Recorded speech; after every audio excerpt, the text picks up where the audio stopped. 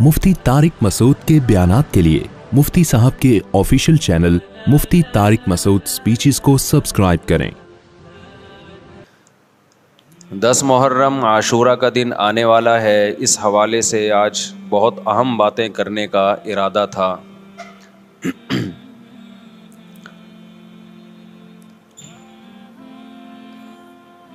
محرم میں کیا کرنا چاہیے، کربلا کا واقعہ اصل ہے کیا؟ کربلا کے واقعے پر تو میں ایک پورا بیان چند سال پہلے ریکارڈ کروا چکا ہوں،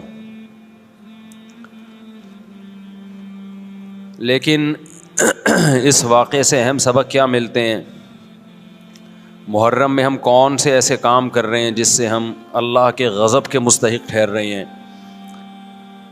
یہ چند باتیں ہیں جس پر انشاءاللہ آج میں بات کروں گا۔ اللہ تعالیٰ ہم سب کو عمل کی توفیق عطا فرمائے اور حق کہنے کی توفیق عطا فرمائے۔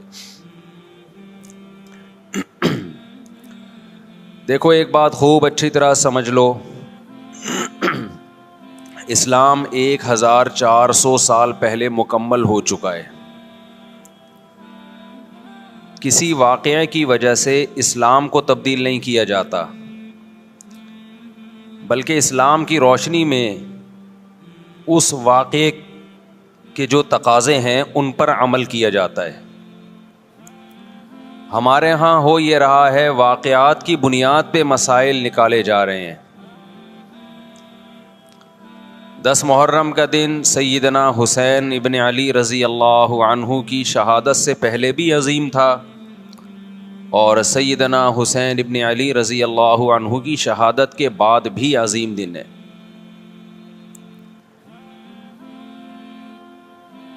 آج آپ نے ایک نعرہ بہت سنا ہوگا کہ جی اسلام میں فرقہ واریت نہیں ہے، ہم کسی فرقے سے نہیں ہیں۔ میں بار بار کہتا ہوں کہ یہ بڑا خوشنما نعرہ ہے جو سننے میں بہت اچھا لگتا ہے۔ کچھ باتیں سننے کی حد تک بہت اچھی ہوتی ہیں، لیکن پریکٹیکل لائف میں ان کی ویلیو بالکل بھی نہیں ہوتی۔ جب آپ پریکٹیکل لائف میں آتے ہیں تو پھر آپ کو یہ فیصلہ کرنا پڑتا ہے کہ آپ کس فرقے سے تعلق ہے آپ کا۔ آپ سنی ہیں، شیعہ ہیں، معتزلہ ہیں، مرجیہ ہیں، قدریہ ہیں، ناصبیہ ہیں، کیا ہے آپ کا فرقہ؟ یہ کہہ دینا آسان ہے، میرا کوئی فرقہ نہیں ہے۔ اس پر سب سے بڑا اشکال یہ ہوتا ہے، یہ میں اس لیے فرقے کی بات کر رہا ہوں کہ آپ کو بھی طے کرنا پڑے گا کہ آپ یا تو شیعہ بن جاؤ بھائی، یا سنی بن جاؤ، ایک طرف ہو جاؤ آپ۔ محرم میں شیعہ بنے ہوئے ہوتے ہیں، رمضان میں سنی بنے ہوئے ہوتے ہیں، ربیع الاول میں بریلوی بنے ہوئے ہوتے ہیں، تو پتہ ہی نہیں چلتا کہ ٹکتا ہی نہیں ہے کسی ایک جگہ۔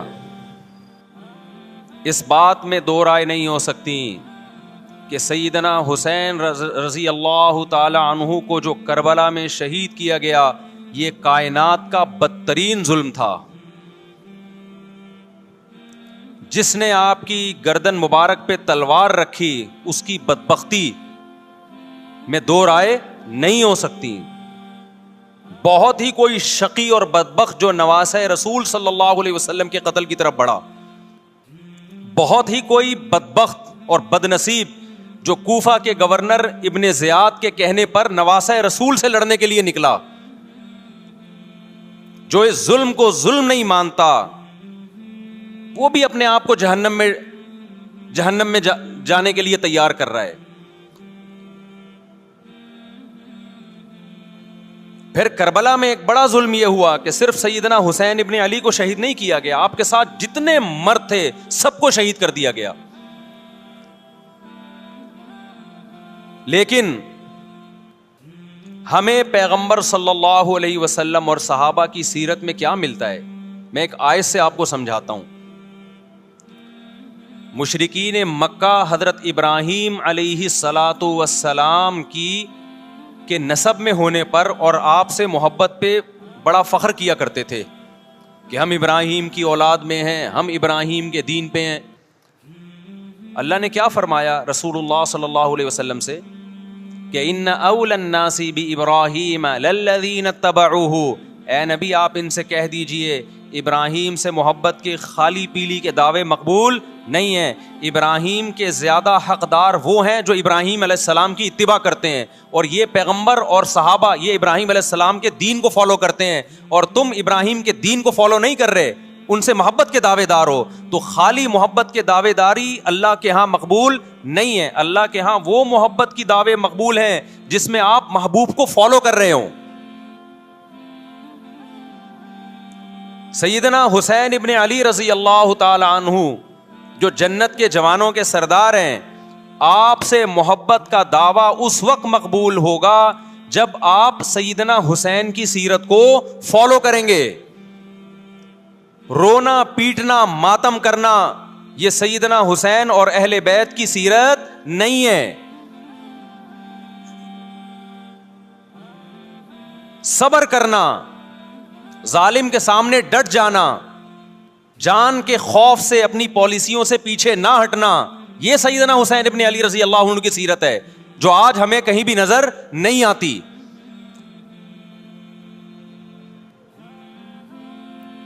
تو ہم نے بھائی دیکھنا ہے صحابہ کا طرز عمل کیا تھا. آپ بتاؤ صحابہ کو سیدنا حسین سے محبت تھی یا نہیں تھی؟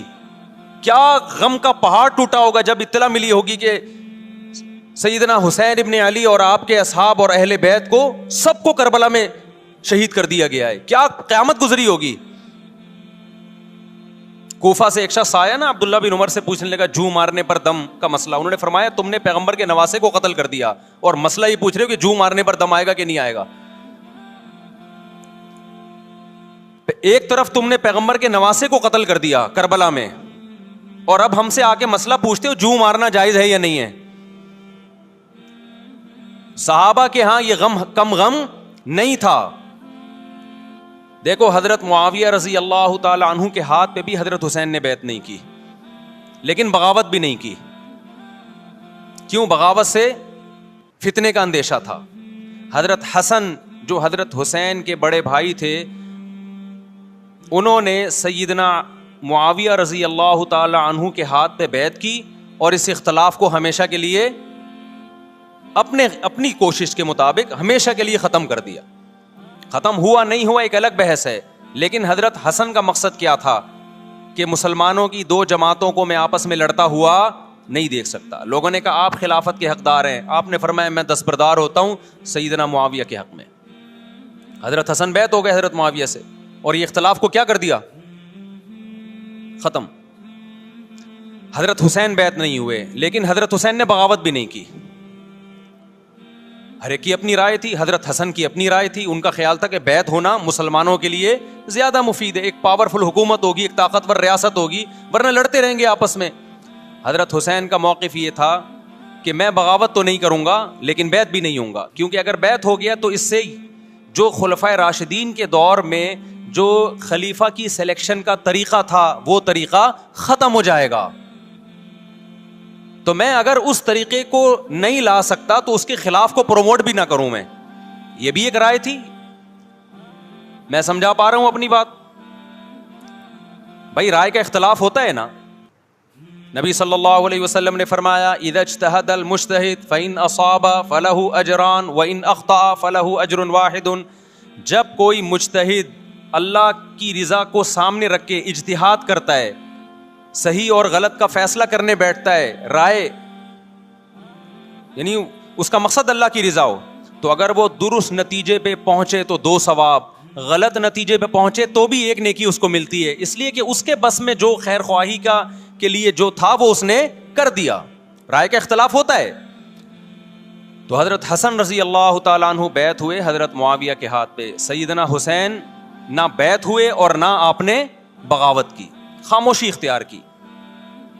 حضرت معاویہ رضی اللہ تعالی عنہ نے سیدنا حسین کو تلوار کی زور سے بیعت پر مجبور نہیں کیا, بلکہ نواسہ رسول کا خیال کیا اور وصیت بھی کی لوگوں کو. لیکن جب حضرت معاویہ کے بعد یزید جانشین ہوا, اس کی سب سے بڑی غلطی یہ تھی کہ اس نے نواسہ رسول صلی اللہ علیہ وسلم اور آپ کے ساتھ جو چند اہل بیت اور چند صحابہ تھے, اس وقت بھی حضرت حسین نیوٹرل تھے, نہ حضرت حسین نے بغاوت کا ارادہ کیا اور نہ بیعت کرنے کا ارادہ کیا. یزید ابن معاویہ کو چاہیے تھا کہ سیدنا حسین رضی اللہ عنہ کو اپنے حال پہ چھوڑ دیتا, اپنے والد کی طرح.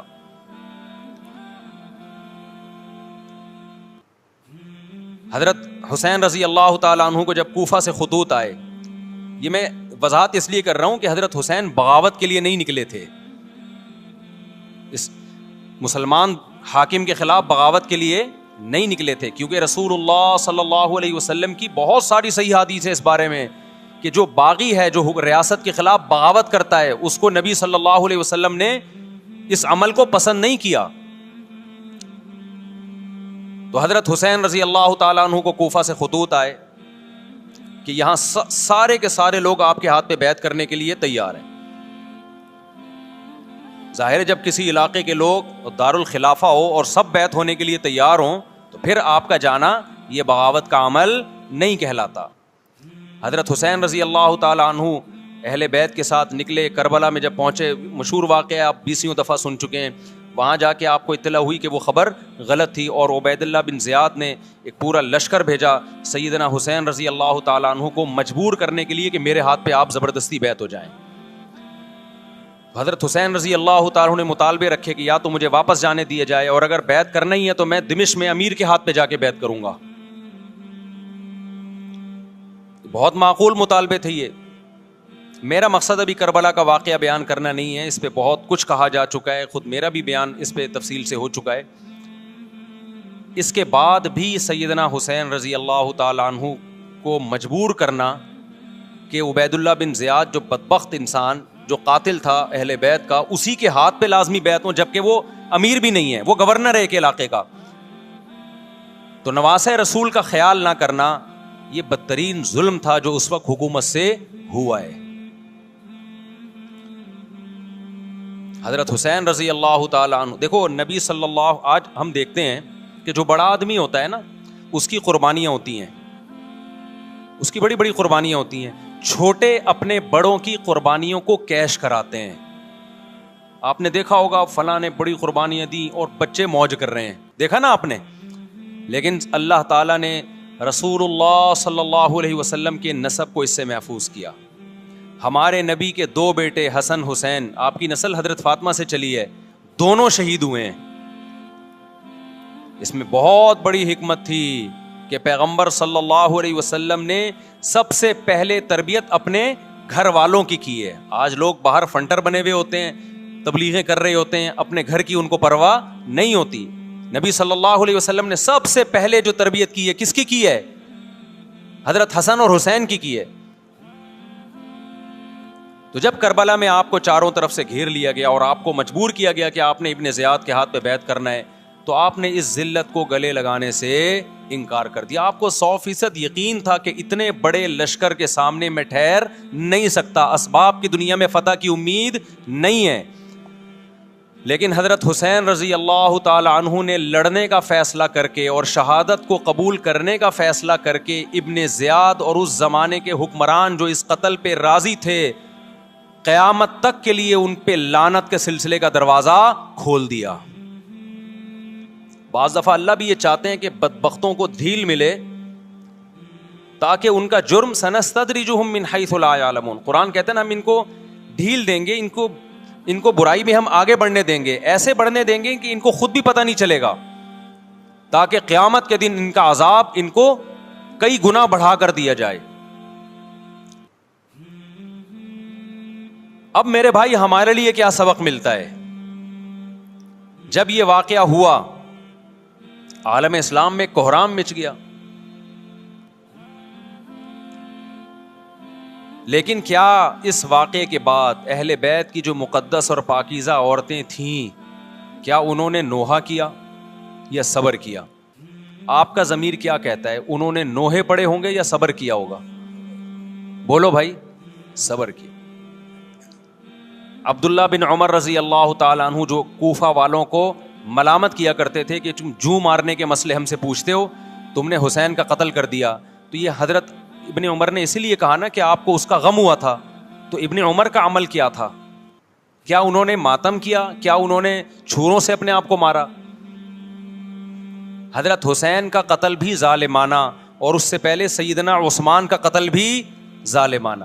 اگر نوحہ یا ماتم جائز ہے تو حضرت عثمان کی شہادت کے دن بھی جائز ہے, حضرت حسین کی شہادت کے دن بھی جائز ہے. اور اگر ناجائز ہے تو جیسے عثمان کی شہادت کے دن ناجائز, حسین کی شہادت کے دن بھی ناجائز ہے. سمجھ میں آ رہی ہے بات کہ نہیں آ رہی ہے؟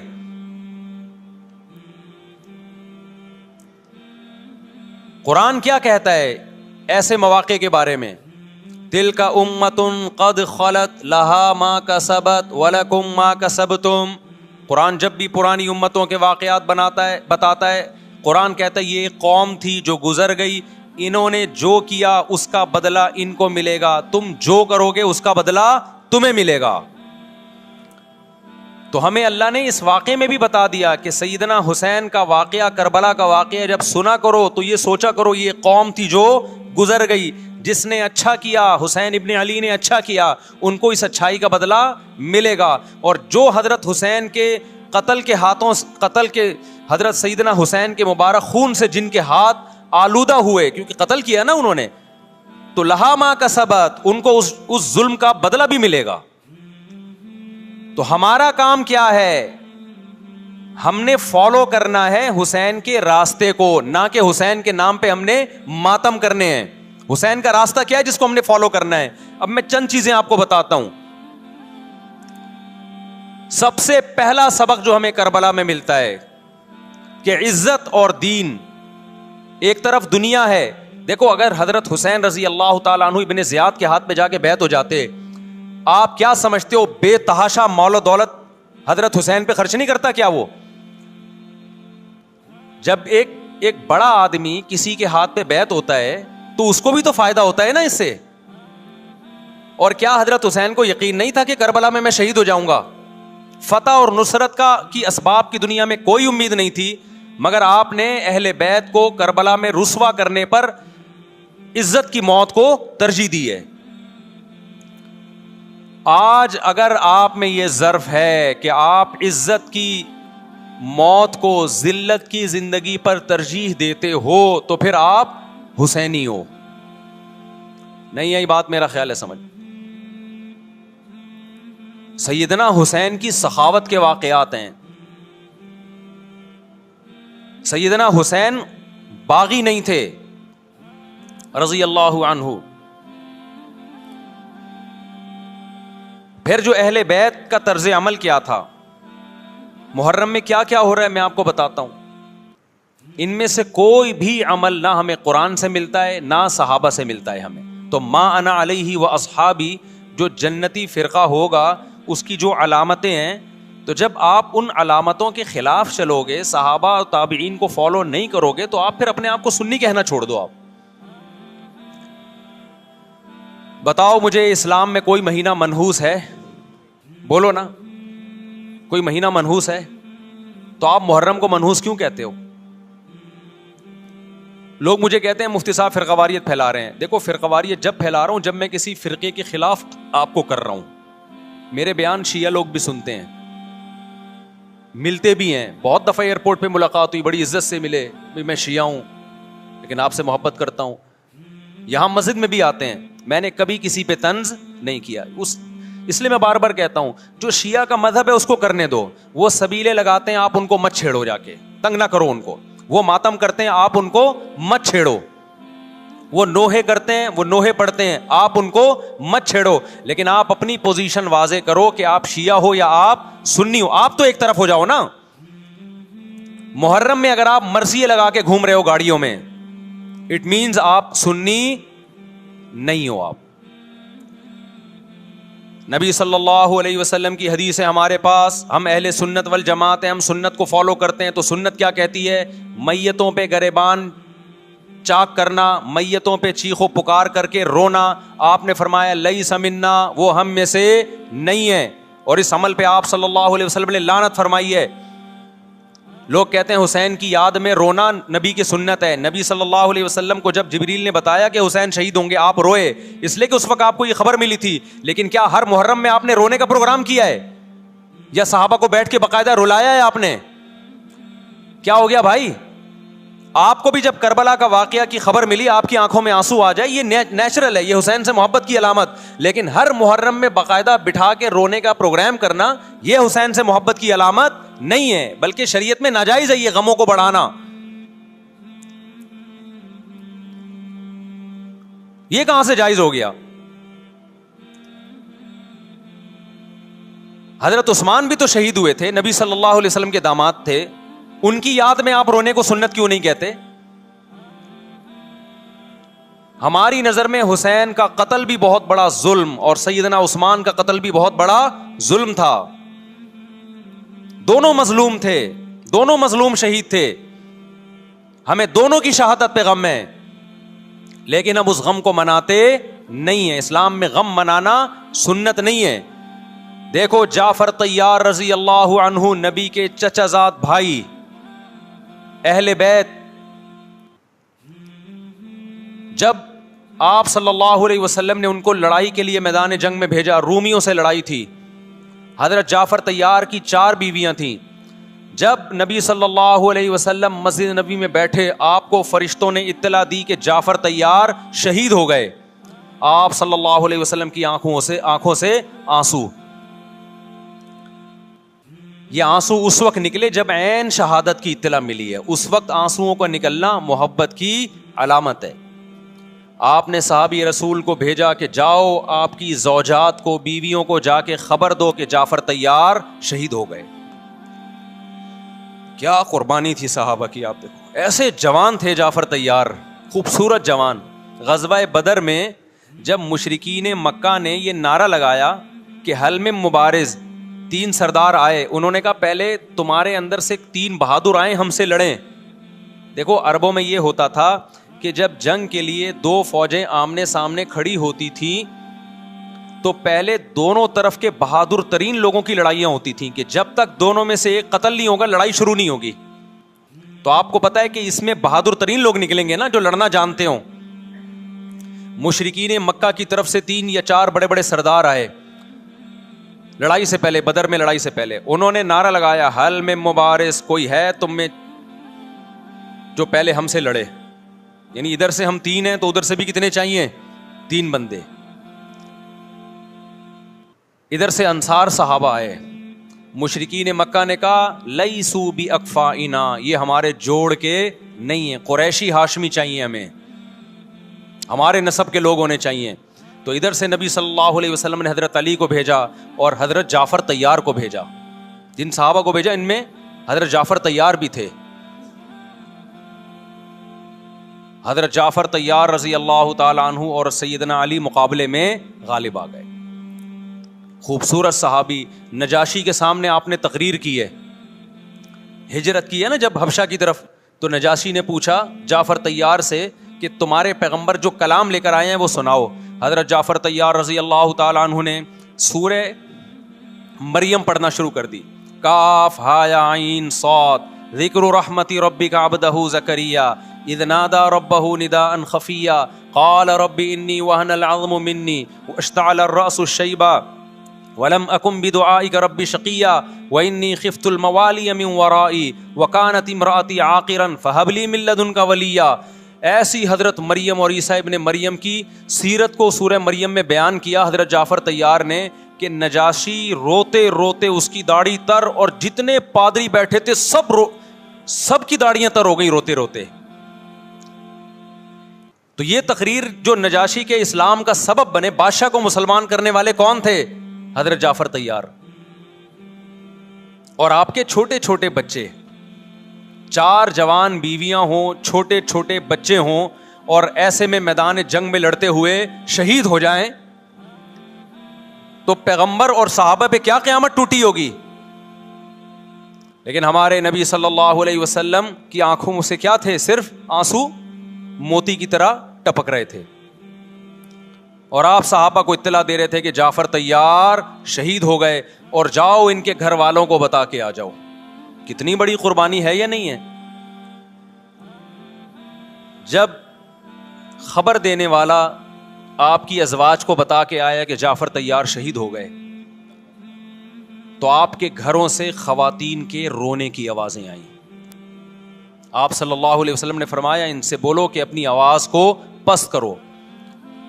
پھر چیخو پکار کی آواز آئی تو آپ نے فرمایا کہ اگر دوبارہ چیخو پکار کی آواز آئے تو ان کے منہ پہ خاک پھینک دو.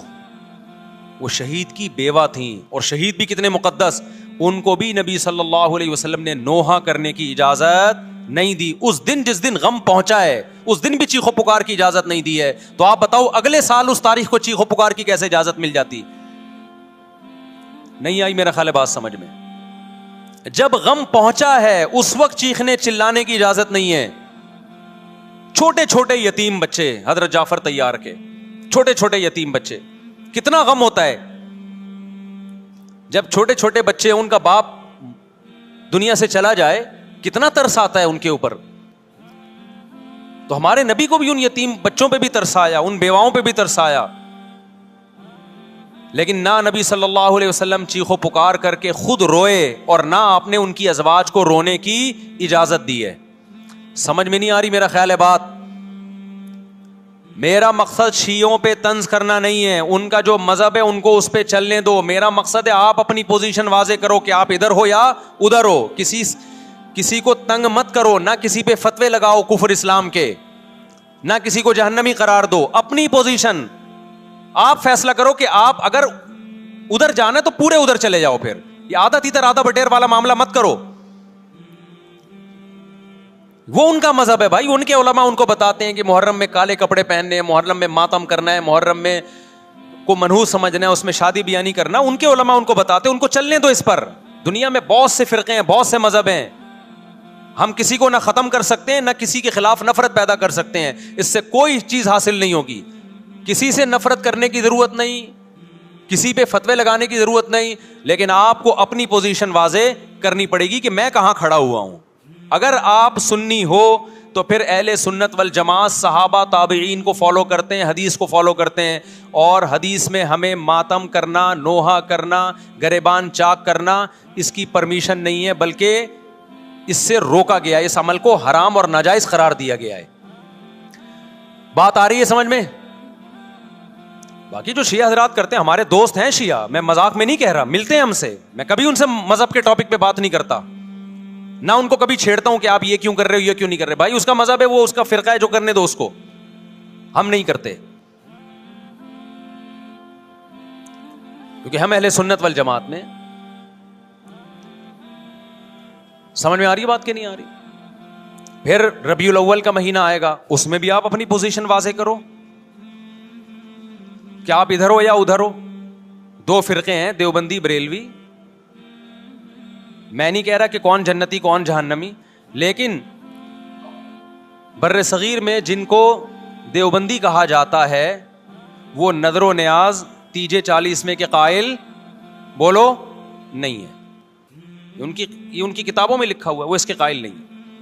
اگر کوئی بزرگ ان میں قائل گزرا بھی ہے تو وہ اس کا ذاتی تفرد ہے, اس کو علماء نے فالو نہیں کیا, اس کو ان کی اجتہادی غلطی قرار دیا ہے. ربیع الاول میں جلوس نکالنا یا مزار بنانا یا مزاروں پہ جانا اس نیت سے کہ وہاں جا کے ہم کوئی قوالی پڑھیں گے یا کچھ بھی, ہمارے ہاں قبرستان جانا صرف اس لیے ہے کہ آخرت کی یاد تازہ ہو, بس. اس کے علاوہ اور کوئی کانسیپٹ نہیں ہے. ہمارے ہاں قبر ایک بالش سے زیادہ اونچی بنانا جائز بولو نا نہیں ہے. قبر پکی کرنا جائز نہیں ہے. تیجے 40 میں کرنا جائز بولو نہیں. آج ایک صاحب آئے, کہنے لگے میری ساس کا 40واں ہے, فجر میں کہنے لگے مجھے, کہہ رہے میں نہیں گیا تو بڑا مسئلہ ہو جائے گا. میں نے کہا بھائی ایک فیصلہ کرو, گرین چینل یا وائٹ چینل, ایک طرف ہو جاؤ بھائی, کیونکہ وائٹ چینل میں یہ جائز نہیں ہے, نہ 40واں ہے نہ تیجا ہے. اب لوگ مذاق اڑاتے ہیں, مر گیا مردود نہ فاتحہ نہ درود. بھائی کچھ بھی کہتے رہو تو پھر پورے ادھر کو ہو جاؤ, یا تو پورے وائٹ ہو جاؤ یا پورے کیا ہو جاؤ, پورے گرین ہو جاؤ. پھر تیجا بھی کرو, 40واں بھی کرو, برسی بھی کرو, اور پھر اس کے بعد جھنڈے بھی لگاؤ ہرے رنگ کے. میں نہیں کہہ رہا دیوبندی صحیح ہے یا بریلوی صحیح ہے, دیکھو میں یہ بحث نہیں کر رہا, میری بات کو غلط نہ لے کے جانا. میں کہہ رہا ہوں آپ اپنی پوزیشن واضح کرو, صحیح غلط تو اگلا مرحلہ ہے. آپ کیا ہو, آپ کو تو یہی نہیں پتا چل رہا. آپ रबीउल अव्वल में हरे झंडे लेके घूम रहे हो, रमजान में आप व्हाइट चैनल बने हुए हो, मुहर्रम में आप ब्लैक चैनल बने हुए हो, तो पता ही नहीं चल रहा तो है क्या भाई? जब 73 फिरकों में एक जन्नती है तो एक को फॉलो करो ना, जिसको जन्नती समझते हो। अगर आप समझते हो कि ब्लैक चैनल या शिया फिरका जन्नती है तो पूरे शिया हो जाओ भाई। अगर आप समझते हो बरेलवी फिरका जन्नती है तो पूरे बरेलवी हो जाओ। तो जिसको समझते हो वो बन जाओ, लेकिन पूरे बनो, अधूरे मत बनो, आधा आधा ना लो। बात समझ में आ रही है? मैं फिर बता रहा हूं, ना मैं किसी को जन्नती कह रहा हूं ना जहन्नमी। मैं ये नहीं कह रहा देवबंदी जन्नत में जाएंगे या बरेलवी जाएंगे या शिया जाएंगे, ये तो अल्लाह फैसला करेगा।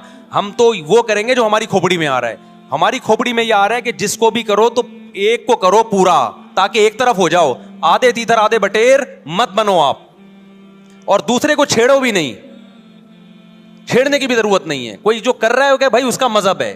देखो हिंदू मंदिर में जाता है ना, हमारी राय के मुताबिक सही कर रहा है, गलत कर रहा है, गलत कर रहा है, लेकिन हम छेड़ते हैं क्या? इस्लाम ने इजाजत दी उसको छेड़ने की कि हिंदू जा रहा है उसको पकड़ के ला, क्यों जा रहा है भाई?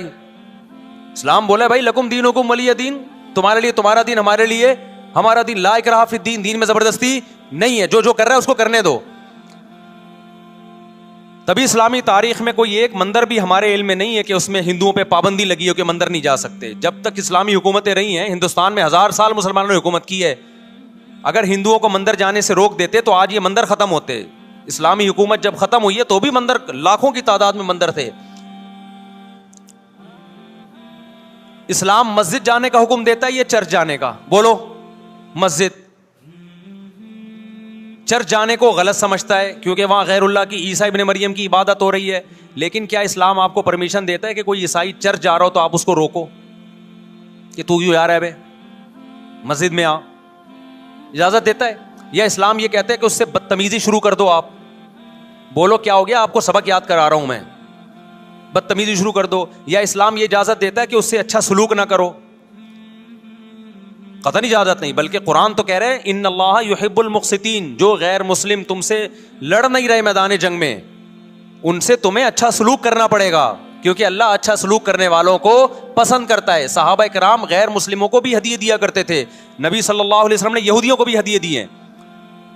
तो जो मजहब इस्लाम की तरफ मंसूब नहीं है, जब हमें उनसे अच्छे सलूक का हुक्म है, तो जो मजहब इस्लाम की तरफ मंसूब हैं, कतई नजर इससे कि वो इस दावे में सच्चे हैं या झूठे, ये तो बहस एक अलग है, लेकिन निस्बत किसकी तरफ कर रहे हैं? इस्लाम की तरफ।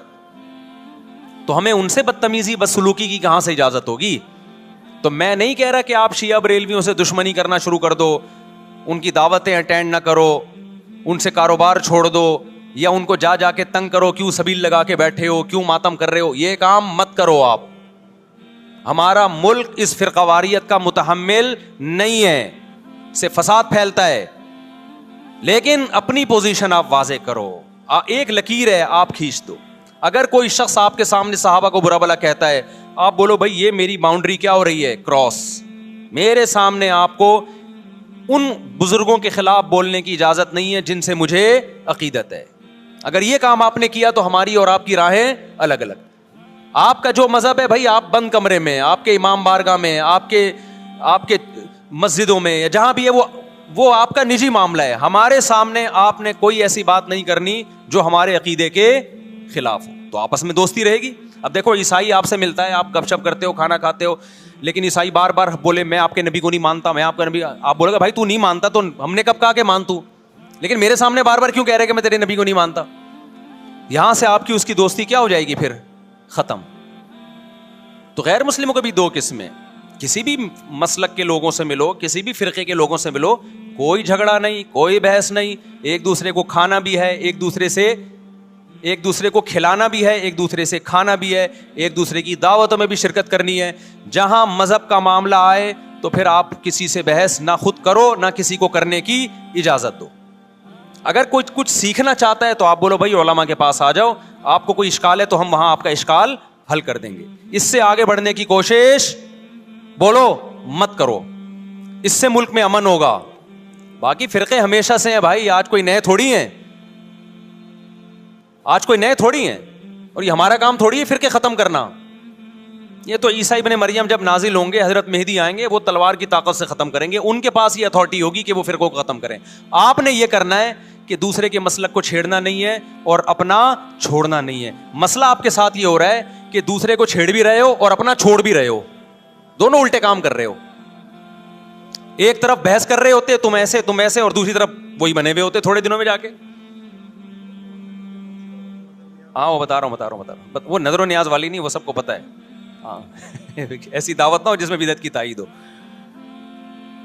تو آپ جو کر رہے ہو نا وہ یہ کر رہے ہو دوسرے کو چھیڑ بھی رہے ہو, جس سے ملک میں بدامنی پھیل رہی ہے. تقریریں سنو, شیعہ ایسے, بریلوی ایسے, دیوبندی ایسے, اہل حدیث ایسے. تقریروں سے کیا پھیل رہی ہے؟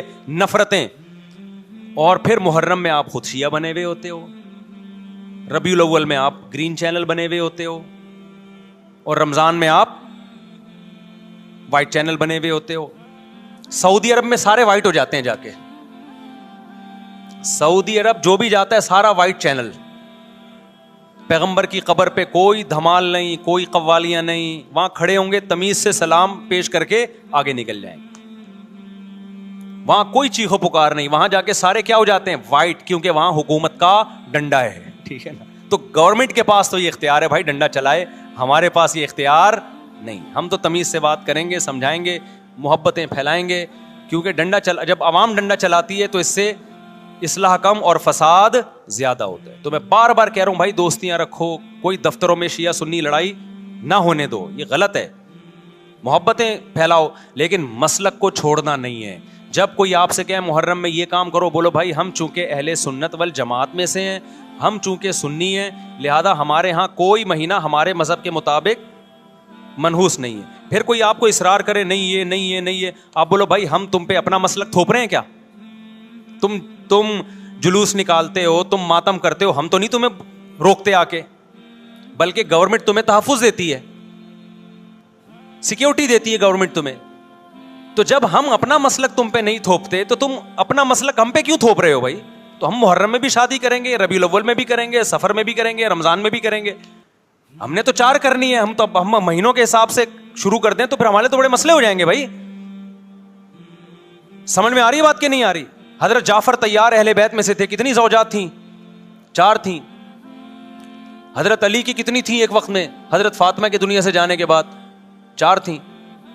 یہ بھی ہے سنت میں, نکاح کو فروغ دو, یہ اہل بیت کا طریقہ ہے تاکہ سوسائٹی میں زنا کم ہو, بیوہ طلاق یافتہ عورتوں کو ٹھکانہ ملے. خیر, تو اب میں بات سمیٹ کے ختم کر رہا ہوں.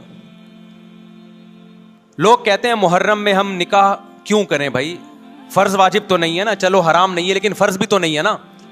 لوگ یہ بھی کہتے ہیں. دیکھو جب قرآن نے کسی چیز کو حلال قرار دیا ہو نا تو قرآن اس کو پسند نہیں کرتا کہ آپ عملاً اس کو حرام کر دو. دیکھو مشرکین مکہ کیا کرتے تھے, بتوں کے نام پہ جانور چھوڑتے تھے, پھر ان کا گوشت نہیں کھاتے تھے. اللہ نے فرمایا کہ تم نے ایک خدا کی حلال کردہ چیز کو کیسے حرام کر دیا تم نے. نبی صلی اللہ علیہ وسلم نے قسم اٹھائی میں شہد نہیں کھاؤں گا. آپ نے فرمایا لما تحرم ما احل اللہ لک, اے نبی جو چیز اللہ نے آپ کے لیے حلال کر دی آپ کیسے اپنے اوپر حرام کر رہے ہیں. اس سے پتہ چلتا ہے کہ اگر آپ محرم میں نکاح کرنا چاہتے ہیں لیکن آپ یہ سوچ کے ڈیلے کر دیتے ہیں کہ بھائی اس مہینے میں لوگ نکاح کو برا سمجھتے ہیں, تو یہ ڈیلے کرنا آپ کے لیے ناجائز ہوگا. کیونکہ لما تحرم ما احل اللہ لک, اللہ نے جس چیز کو تمہارے لیے حلال کیا تم نے کس دلیل کی بیس کے پر اپنے اوپر پابندی لگائی ہے اس پر. ایک تو ہے نا کسی کو شادی کا خیال ہی سفر میں آ رہا ہے, ربیع الاول میں آ رہا ہے, وہ تو ایک الگ بات ہے, لیکن اس کا نکاح محرم میں ہونا تھا. صرف محرم کی وجہ سے وہ ڈیلے کر رہا ہے کہ جی میں ربیع الاول میں لے کے جاؤں گا. یہ ڈیلے کرنا قرآن و سنت پہ زیادتی ہے یا نہیں ہے؟ یہ اللہ کے حلال کو عملاً حرام کرنا ہے یا نہیں ہے؟ نہیں ہے بات سمجھ میں. پھر اگر کوئی شیعہ آپ سے کہتا ہے کہ بھئی آپ ہمیں چھیڑنے کے لیے یہ کام کر رہے ہو, آپ بولو نہیں بھائی ہم آپ کو چھیڑنے کے لیے نہیں کر رہے, آپ کا مسلک ہے, آپ اس پر عمل کریں, ہمیں اس پہ کوئی اعتراض نہیں ہے. لیکن ہم کس کے پر عمل کریں گے؟ ہم اہل سنت والجماعت ہیں. کتنے صحابہ ہیں, خود نبی کی نکاح محرم میں ہوا ہے. اور ویسے بھی ہمارے ہاں شہادت ایک منحوس عمل نہیں ہے, شہادت ایک مبارک عمل ہے. 10 محرم پہلے سے فضیلت والا دن تھا, محرم پہلے سے فضیلت والا مہینہ تھا. حسین ابن علی کی شہادت سے اس مہینے کے تقدس کو 4 چاند لگ گئے اور مقدس ہو گیا یہ مہینہ. یہ کیسی بات ہے جو شہادت کا دن ہو ہم اس کو منحوس قرار دے دیں؟ بھائی ہمارا یہ جگرا نہیں ہے. سمجھتے ہو کہ نہیں سمجھتے ہو؟ تو اس لیے محرم میں اگر کسی نے نکاح کرنا ہے اس کو ڈیلے مت کرو میرے بھائی. لوگ کہتے ہیں فرض تو نہیں ہے نا. آپ اگر اس کے نحوست منحوس ہونے کی وجہ سے ڈیلے کر رہے ہو تو پھر آپ پہ فرض ہوگا کرنا. کیوں؟ اس آیت کی روشنی میں لما تحرم ما احل اللہ لک. اے نبی جس چیز کو اللہ نے حلال قرار دیا آپ کس دلیل کی بیس پہ اس کو اپنے اوپر حرام کرتے ہیں؟ سمجھتے ہو کہ نہیں سمجھتے؟ تو اسی طرح یہ جو باقی کام محرم میں ہو رہے ہیں، مرثیے سن رہے ہیں لوگ، نوحے سن رہے ہیں، رکشے والوں نے بھی لگائے ہوئے ہیں، تو بھائی شیعہ حضرات کا مسئلہ کہ ان کو کرنے دو، آپ یہ عمل مت کرو. اگر آپ سنی ہو تو پھر اہل سنت والجماعت کے ہاں میتوں پہ رونے کے مرثیے یہ جائز نہیں ہے، کیونکہ اس سے غم بڑھتا ہے. ہمارے نبی نے جعفر طیار رضی اللہ عنہ کی زوجہ کو، جن کا حقیقی غم تھا اس وقت، ان کو نہیں رونے دیا. تو ہمیں کیسے آپ صلی اللہ علیہ وسلم چیخو پکار کی اجازت دیں گے؟ اسی طرح محرم میں سبیلیں لگانا، اس کی بھی کوئی دلیل نہیں ہے. سیدنا حسین ابن علی تو پیاس ظلم سے شہید ہوئے. وہ ایک طرف آپ کہتے ہیں وہ پیاسے تھے، ان کو پانی نہیں ملا، دوسری طرف آپ اس دن میں لوگوں کو پانی پلا رہے ہیں، تو اس کی لاجک بھی نہیں بنتی کوئی. اسلام نے 10 محرم کو روزے کا دن قرار دیا. روزہ اور سبیل جمع نہیں ہو سکتے. سمجھتے ہو کہ نہیں سمجھتے؟ آپ کہہ سکتے ہیں کسی کو پانی پلانے پر کون پابندی لگا سکتا ہے؟ پانی پلاؤ بھائی پورے سال، اسپیسیفک ان دنوں میں کیوں پلا رہے ہیں آپ؟ تو جو شیعہ حضرات ہیں ان کا مسلک ہے، ان کو کرنے دیں. میں بار بار اس لیے کہہ رہا ہوں ایسا نہ ہو چھیڑ چھاڑ شروع کر دے جا کے. پہلے ہی ملک میں لڑائیاں بہت ہو رہی ہیں، دوبارہ ایک نئی جا کے پتا یہاں بھی سبیل لگی ہوئی ہے، جا کے ان کو چھیڑنا شروع کر دو. سبیل کیوں لگا؟ چھیڑنے کی اجازت نہیں ہے کسی کو. آپ نہ لگائیں نہ پئیں. بولے بھائی ہمارے لیے محرم ایسا ہے جیسے دوسرے مہینے ہوتے ہیں. 4 مہینے محترم ہے، محرم، رجب، ذی قعدہ، ذی الحجہ. تو جتنا ذی قعدہ ذی الحجہ ہے اتنا ہی محرم اور رجب ہے. تو جیسے ان مہینوں میں نارمل رہتے ہو، ان میں بھی ہم نے ایسے ہی رہنا ہے. سمجھتے ہو کہ نہیں سمجھتے ہو؟ اور حلیم کی دیگیں مت پکاؤ محرم کی راتوں میں. حلیم کھا سکتے ہو جب چاہو، اس خاص ان دنوں میں. اور ویسے بھی جو لوگ پوری رات حلیم کے دیگڑے میں گھوٹے لگاتے ہیں، صبح روزہ نہیں رکھتے ہو. کیا خیال ہے جب آپ پوری رات دیگڑے میں گھومتے رہو گے؟ دیکھا نہیں، یہ پوری رات دیکھ کے اندر گھومتے رہتے ہیں، جیسے موت کے کنویں میں نہیں بائک چلاتا بندہ. تو صبح روزہ رکھے گا ایسا آدمی؟ تو یہ ساری چیزیں آپ کو اس کام سے روکتی ہیں جو سنت سے ثابت. تو اللہ تعالی ہمیں محرم میں وہ کچھ کرنے کی توفیق عطا فرمائے جس کی ہمیں اللہ، اس کے رسول اور صحابہ نے پرمیشن دی ہے، اور ان تمام باتوں سے اللہ ہمیں بچنے کی توفیق عطا فرمائے جس سے اللہ، اس کے رسول اور صحابہ نے ہمیں بچنے کا حکم دیا ہے. اللہ تعالیٰ سمجھنے کی، عمل کی توفیق عطا فرمائے. وما علینا الا البلاغ.